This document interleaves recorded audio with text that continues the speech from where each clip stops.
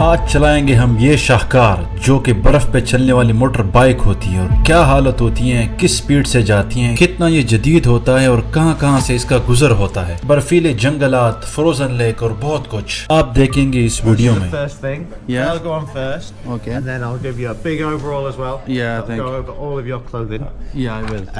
and then I'll give you the gloves, Okay. the balaclava, and then we'll go. Yeah, sure, I will. ये start लिया और ये इनका group है।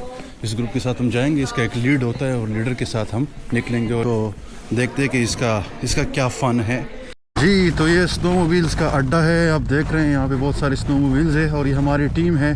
ये हमारा लीड है। हेलो। और इस लीड के साथ, गाइड के साथ हम जाएंगे पीछे और इस खूबसूरत जो नज़ारे हैं बर्फीले, उनमें हम ये चलाएंगे स्नोमोबिल। कैमरा मैंने माउंट किया हुआ है। Okay. All right then. So, if you just step off for a second, I'm just going to talk, Yeah, sure. talk you through it. Once we're clipped on, Yeah, we're ready to start the machine. Very, very simple. Two things we do, isn't it? yeah. The first thing, Okay. this red button, we flick it up. Okay. Then on the other side, there is a big orange button. Okay. And we hold it for 3 seconds. Okay. It starts. It starts. Yeah. Okay. मैं अपने स्नोमोबिल पे चढ़ गया और इन्होंने मुझे तरीका सिखा दिया कि इसका जो रेसिंग है वो ये है। इसको पुश करने के साथ रेसिंग होते हैं। ये इन्होंने जो है ना केबल बांधा हुआ है यहाँ से, ताकि आप किसी के साथ जुड़े रहें। और ये पुश बटन है, यहाँ से स्टार्ट हुआ था 3 सेकंड के लिए जो है ना, आप इसको प्रेस करके ये स्टार्ट हो जाता है। और बाकी इसने तौर तरीका इसका सिखा दिया। जो स्पीड है उसके साथ हम चलेंगे। जो ये लाइन में जाते हैं, थोड़ा सा ये फासला मेरे ख्याल में रखते हैं 20 मीटर। तो अभी इस एक्शन का आगाज़ हो जाएगा सून और देखते हैं कि ये जो सफारी है ये किस तरह होती है। काइंड ऑफ ख्वाहिश थी कि ये कर लें कि मोटर बाइक या जो स्नो मोबाइल, इसको फिनिश लैंग्वेज में स्नो मोबाइल कहते हैं और स्नो मोबाइल भी आप कह सकते हैं। थोड़ा सा आगे चल के मुझे पता लगा कि कैमरा चेस्ट माउंट नहीं हो पा रहा, तो मैंने अपने हेलमेट पे उसको माउंट कर दिया और उसके बाद हमने इस सफ़र का आगाज़ शुरू कर दिया, जिस सफ़र में हमें निहायत ही खूबसूरत नज़ारे देखने को मिली। आज की ख़ास बात यह है कि आज आसमान पे कोई बादल नहीं है और ऑलरेडी बहुत ज़्यादा बर्फ़ पड़ चुकी है। और मुझे भी ऐसे ही दिन का इंतज़ार रहता है जब भी मैं किसी एक्टिविटी को करता हूँ कि ज़्यादा ब्राइटनेस हो और अच्छी से विजुअल्स हो, जिसमें मैं कुछ एक्शन रिकॉर्ड कर सकूं ताकि वो खूबसूरत लगे। और इसीलिए कई तरह के ऐसे राइड्स यहाँ पे मौजूद हैं जो लोग एक्सपीरियंस करते हैं ताकि वो एक रेंज ऑफ डिस्टेंस कवर कर ले और लैपलैंड की खूबसूरती देख ले। लोग मानते हैं कि लैपलैंड का विंटर्स एक्चुअल विंटर्स है, ये रियल ठंड है, रियल सर्दियाँ हैं और आज -30 डिग्री सेंटीग्रेड है। बर्फ तो पूरे फिनलैंड में पड़ती है, लेकिन बर्फ पड़ने के बाद जो खूबसूरती होती है जिस तरह यही होती है इस रीजन में कहीं और नहीं होती, क्योंकि यहाँ पे दरख्त बहुत ज़्यादा है जो कि नेचुरली ये रीजन इसको और भी दिलकश बना लेता है। बहरहाल हम स्नोमोबिल की सफारी पे जा रहे हैं।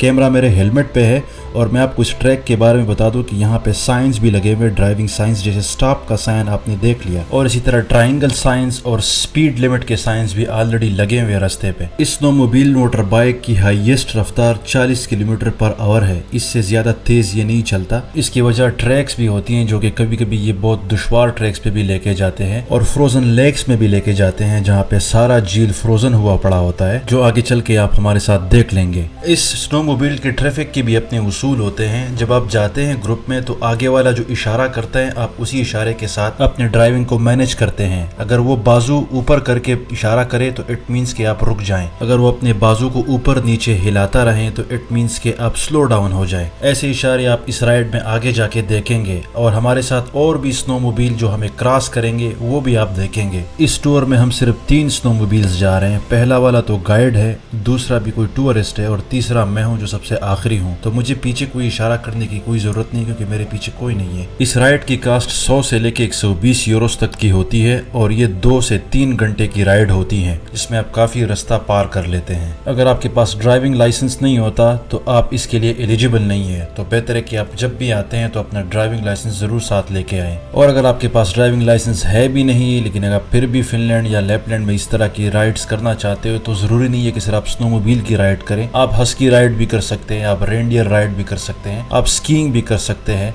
और आप घोड़ों की सवारी भी कर सकते हैं। और अब जनाब हम ऐसी जगह पे पहुंचे हैं जहाँ पे थोड़ा सा हम ब्रेक भी लेंगे। ये छोटे छोटे हट्स बने हुए हैं, थोड़ा सा ओपन एरिया है और सूरज निकला हुआ है। काफ़ी शानदार माहौल है यहाँ पे। दरख्त जो है ना वो भरे हुए हैं, सारा ज़मीन सरफेस भरा हुआ है बर्फ़ से। सूरज की किरणें भी नज़र आ रही हैं। तो थोड़ा सा इधर ब्रेक लेंगे और अब जो है ना गाइड हमें इशारा करेंगे कि आप थोड़ा सा रुक जाएं। रुकने से पहले वो थोड़ा सा हाथ हिलाएंगे, बाजू हिलाएंगे कि आप स्लो डाउन हो जाए, और उसके बाद जो है ना हम रुक जाएंगे थोड़ा सा, जैसे कि ये इशारा कर रहा है। यहाँ तक वैसे भी हम थोड़ा स्लो आ रहे थे क्योंकि इस मशीन के साथ हम अपने आप को फेमिलियर करना चाहते थे। तो अभी स्लो सफ़र था और अब इसके बाद जब ब्रेक लेंगे तो उसके बाद हम तेज़ सफ़र करना शुरू करेंगे। फिलहाल आप ये खूबसूरत स्टे पॉइंट देख लें।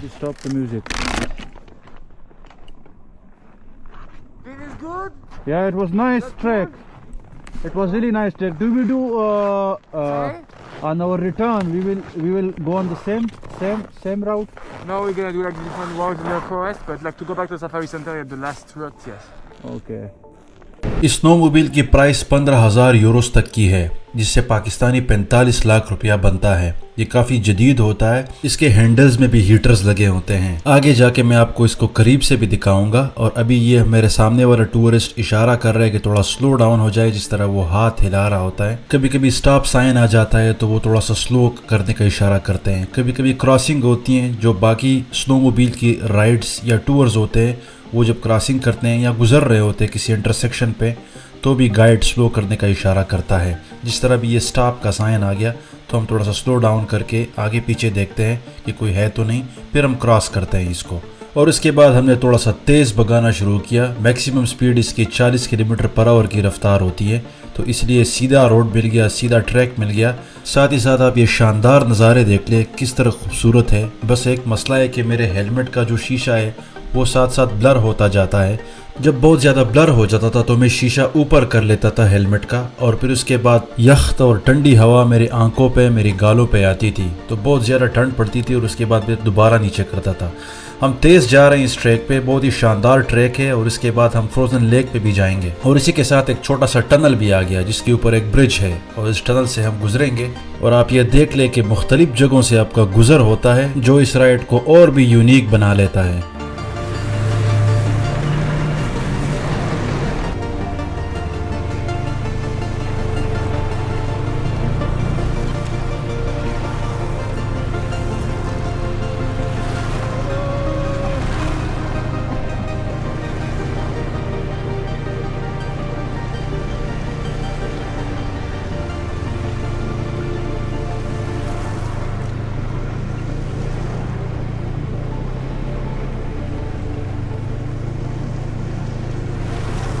वैसे तो सारा सफ़र बहुत खूबसूरत था, लेकिन दो ऐसी जगह हैं जो मुझे बहुत अच्छी ज़्यादा लगी। एक ये जगह है जहाँ पे दरख्त थोड़े से फासले पे होती हैं एक दूसरे के साथ और बर्फ़ से ढकी हुई होती हैं। और एक जो शुरू में हमने थोड़ा सा स्टे किया था वो जगह भी बहुत ज़्यादा खूबसूरत थी, जहाँ पे हट्स भी थे और दरख्त बहुत ज़्यादा भरे हुए थे।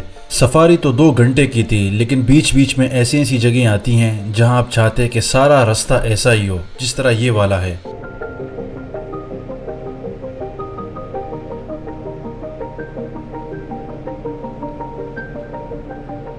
बहरहाल ये रास्ता तो बहुत लंबा था, लेकिन फाइनली हम उस लेक पे आ गए जिसकी मैं बात कर रहा था कि फ्रोजन लेक है, जिसका नाम है ऊनस यूकी। यूकी असल में दरिया को कहते हैं। इस लेक को ही यूकी का दर्जा दिया गया क्योंकि ये बहुत लंबा लेक है। और आप देख रहे हैं कि हम इस पे फ्रीली स्नोमोबिल, स्नो मोटर बाइक चला रहे हैं, कोई मसला ही नहीं है क्योंकि ऑलरेडी फ्रोजन है, कोई डर ही नहीं है। फिनलैंड में ऑलमोस्ट सारे लेक्स फ्रीज हो जाते हैं, आप उस पर भाग भी सकते हैं, स्केटिंग भी कर सकते हैं। कुछ लेक्स पे स्केटिंग नहीं हो सकती, जिस तरह ये वाला है, क्योंकि इस पे बर्फ बहुत ज़्यादा ऑलरेडी पड़ चुकी है। और आप देख रहे हैं कि सूरज के ग्लेयर के अपोजिट में जा रहा हूँ, जो कि थोड़ी सी दुश्वारी भी हो रही है, मुझे नज़र नहीं आ रहा था, शीशा भी ब्लर था।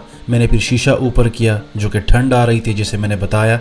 और आगे जाके हम थोड़ा सा ब्रेक लेंगे और आपको इस लेक पे खड़े होके दिखाएंगे, जो कि गर्मियों में सिर्फ पानी ही पानी होता है।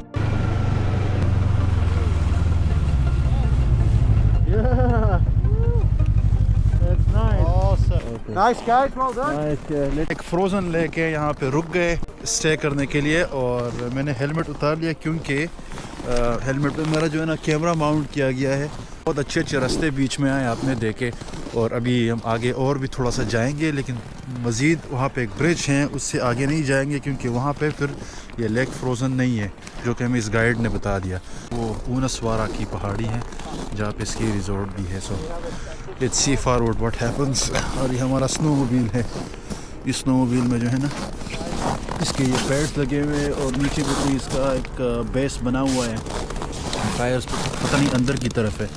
और इसमें दो भी बैठते हैं, ये दो बैठे हुए इटालियन है। और इसका एक्सेलरेटर जो है ना, ये पुश बटन के साथ है जिस तरह उसने सिखाया था। So let's do the action, do the adventure more and we will see how it goes. या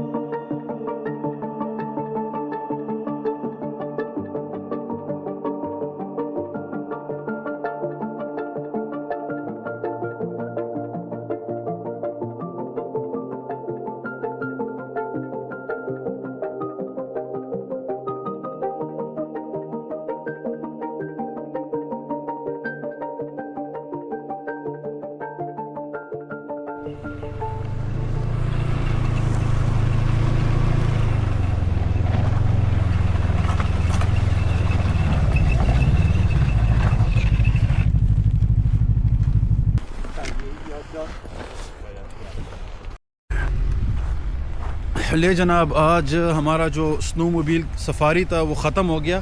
अनफॉर्चुनेटली मेरे पास जो चार्ज था कैमरे का वो बीच में मतलब ख़त्म हो गया, दूसरी बैटरी में भी चार्ज नहीं था। और ये वाइल्ड नॉर्डिक इसका नाम है, ये बिल्कुल सांता क्लॉज विलेज के अपोजिट में है।